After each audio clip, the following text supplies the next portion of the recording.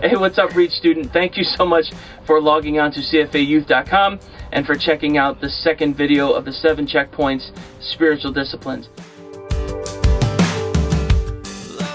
Now, if you might be asking yourself, why am I sitting on the church bus right now?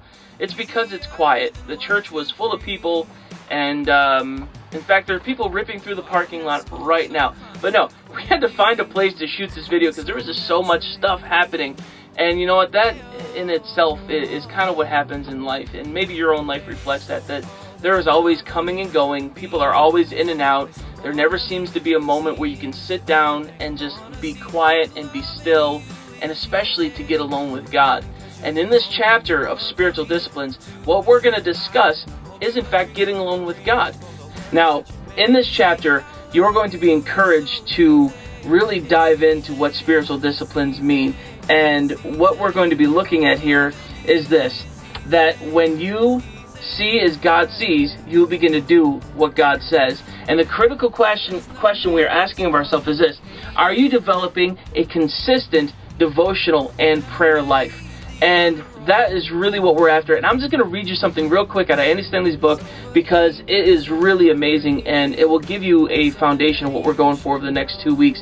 And he says this: to live a transformed life, you have to have a transformed mind.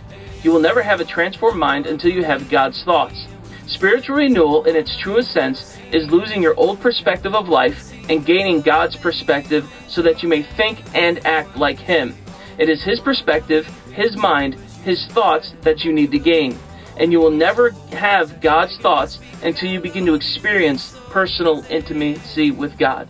See, this whole chapter is about developing a consistent prayer and devotional life, and that's what we are after. So, as you dive into this, please don't be afraid of the word discipline, because it's really not that bad. And every single one of you know what discipline is, and you know what it means. If you play a sport, if you have a talent that you devote yourself to, if you play an instrument, man, everything, all of those things require that you spend time doing it in order to become better.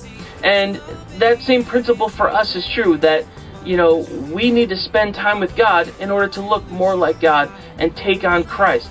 So when you see the word discipline, don't freak out, don't be afraid. It's really not as bad as you think. And you know what? You're going to find it's going to be pretty awesome at the end of these 2 weeks. So dive in, enjoy, have fun with this, and God bless.